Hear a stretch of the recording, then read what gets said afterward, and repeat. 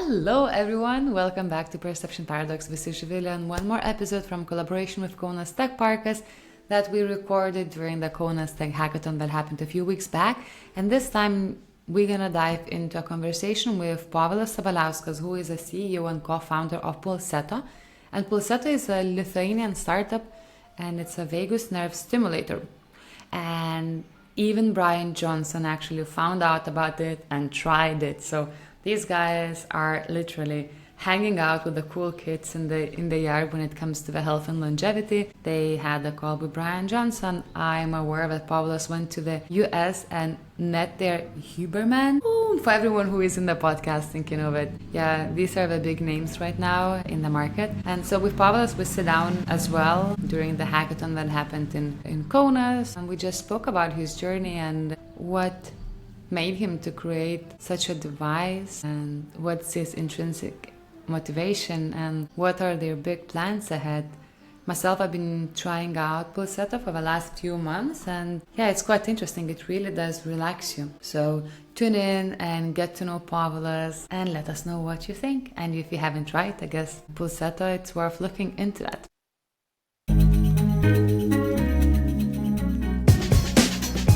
Real people, real stories, and real challenges that break the status quo. I'm your host, Zivile, and welcome to Perception Paradox.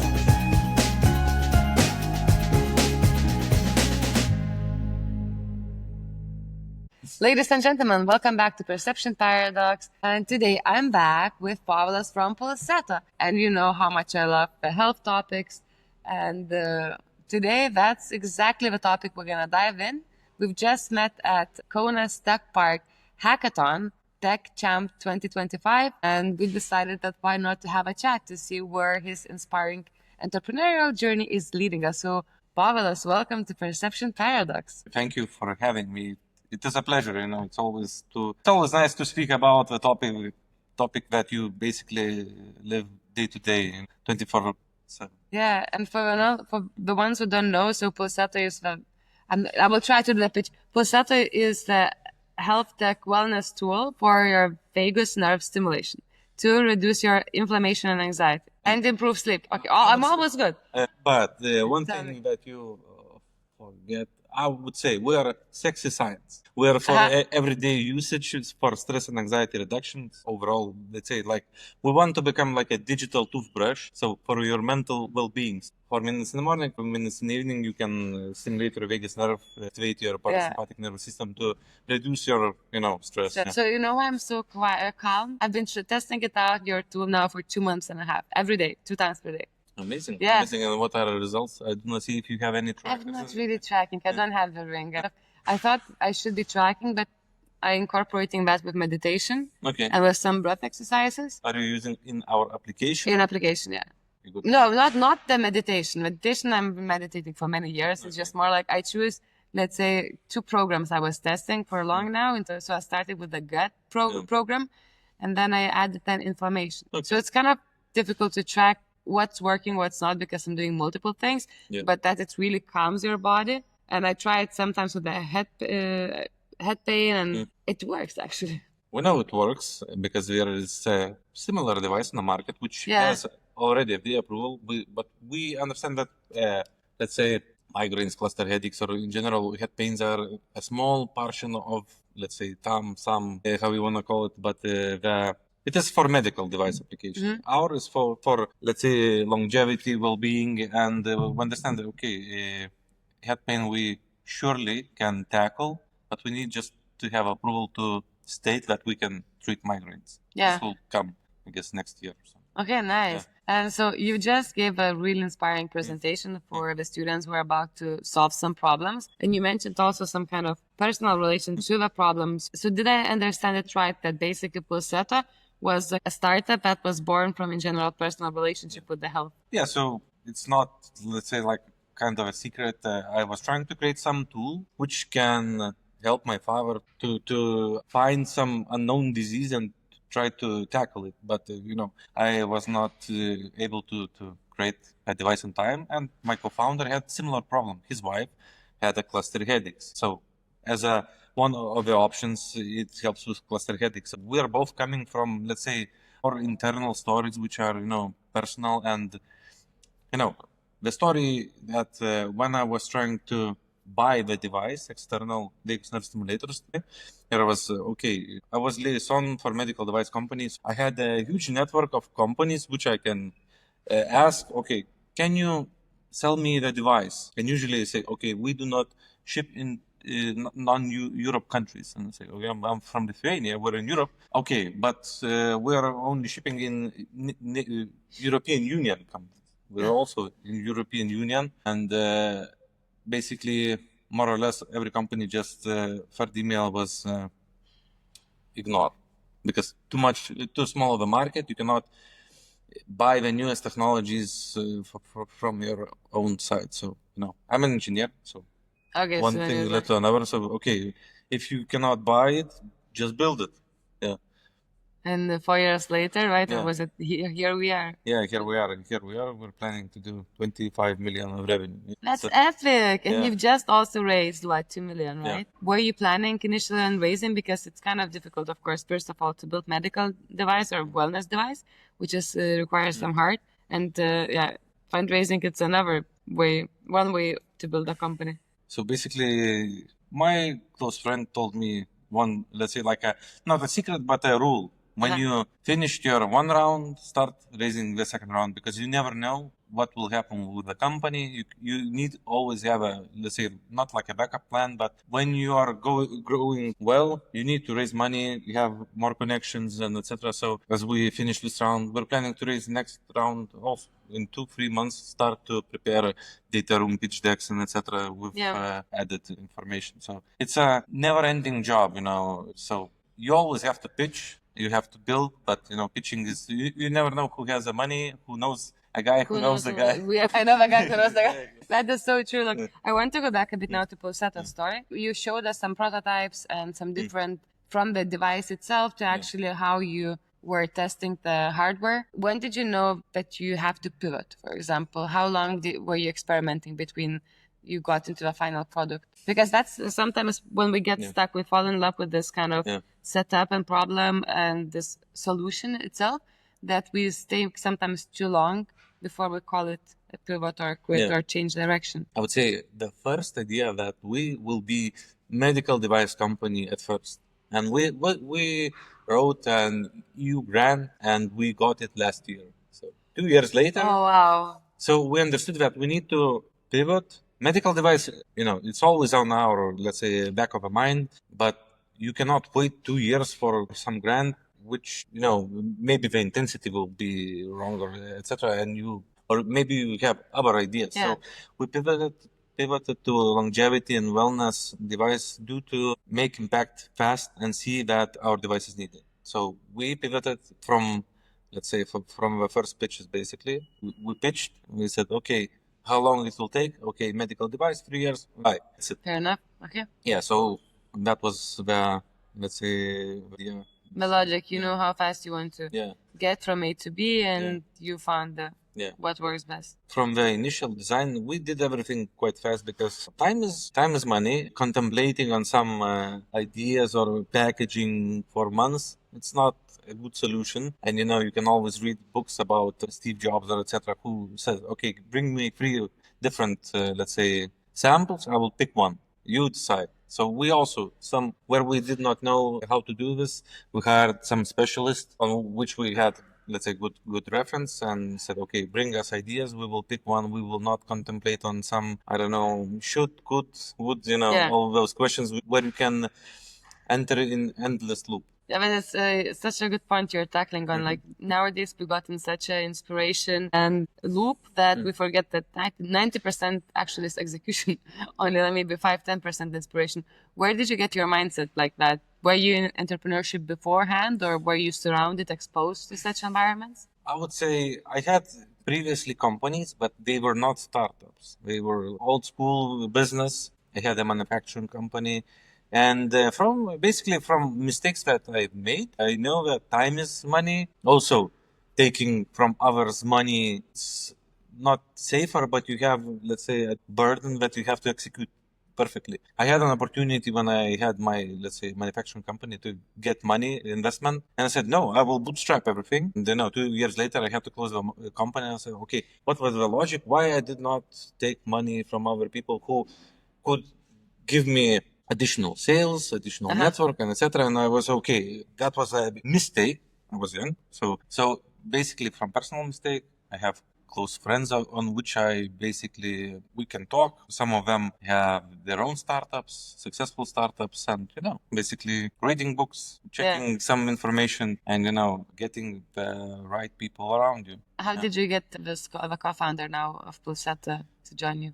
How did you meet, guys? We meet at EAC some event or something like this on internet. Really? Basically, yeah. On the hackathon? No. But we met. So it was like a Samsung AI about the imaging of human body. I was in that community. Vitalijus was in some other community. In that group, there were 4 Lithuanians, and 2 of them were, me and him. We talked on LinkedIn, met several times. And one thing led to another. After several months, we say, okay, let's do this. Yeah. So it was nothing that previously I had a company with my friend. It was not that good. So sometimes you can meet some person and it can be that you're a match on mindset. And I think it's super important, and the values and mindset that matches, and also that you're on the same gear and speed that you want to build a company. Talking about gears, you're right now accelerating with Pulsetto. Yeah. It seems like your hard work over the last 4 years is kind of pacing right now. What are the biggest challenges when the company is shifting from more like experimental R&D stage to actually, it seems like heavy commercial stage and growth? Okay, supply chain is one thing. Having a right prognosis of sales forecast is very important. And you need to have some, let's say, hindsight, how it will be in a near 2-3 years. How will people evolve? Will they go to the, let's say, wellness tech, more or less? Because with good planning, you can execute because you know what you need to do. So logistics, customer support is critically important. You can always try to automate, iterate how we do the onboardings, offboardings, all the things. And the small details are becoming way bigger than, in the start, because, okay, we had one device with bad product. If we have 100 devices, it's okay. But if we have 10 or 100,000 devices and 1% becomes 100 bad reviews, and it can break a company. Everything has to be more controlled, more precise, better documentation, etc. So yeah. And I would say the biggest challenge is to iterate on the same product, have same brand guidelines, same let's say visibility, so that aligned brand exposure. Yeah, brand exposure, but the Apple does this, in my opinion, the best. If you have 3 or 5 iPhones, you know that it's an iPhone. Yeah. Let's say if you have, I don't know, Ave or some other phone, you sometimes, okay, this might be a Motorola, etc. So, in my opinion, this is very important thing, that person who takes the new Pulsetto, it will know, okay, this is a new iteration of the same device. That is, let's say, like a huge problem and a huge opportunity.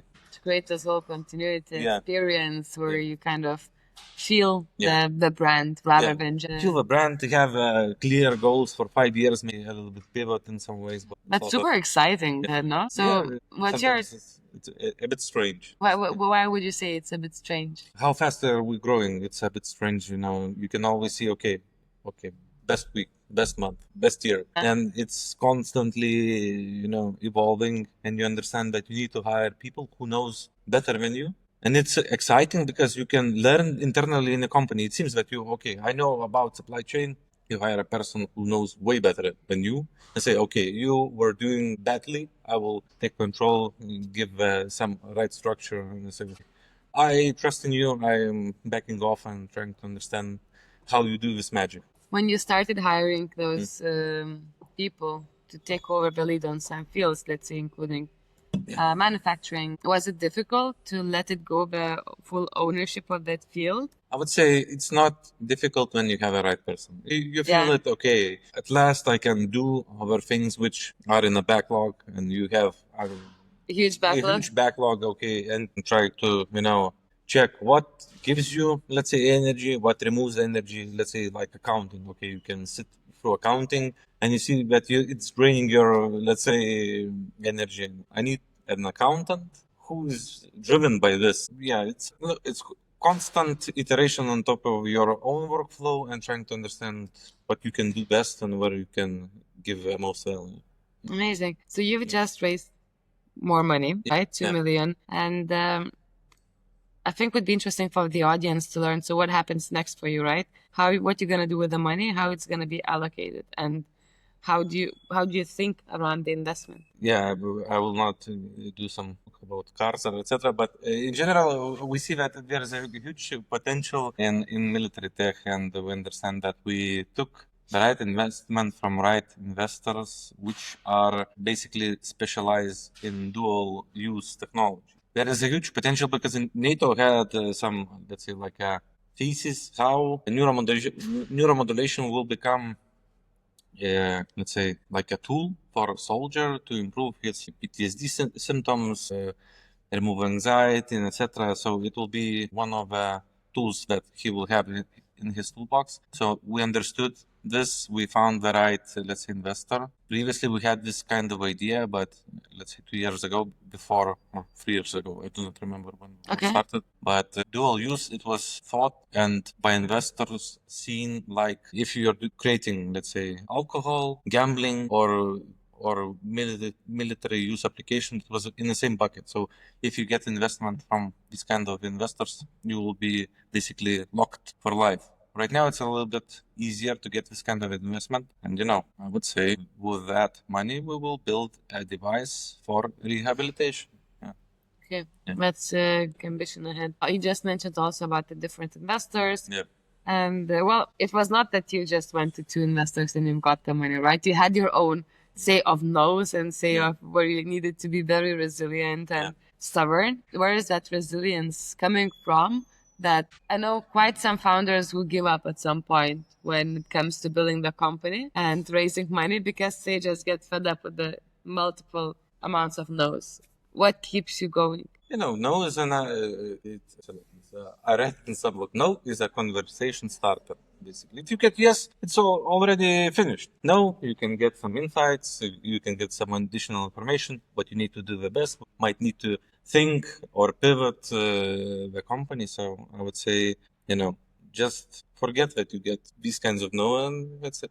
I keep going. Yeah. Okay, so for someone who is listening right now to our conversation and is trying to build the business and to get closer to the authentic self, what would be your learning to share or thought to ponder? If you do not know something, find someone who did this and ask. And usually those people are eager to share that knowledge. Don't be afraid to ask and, try.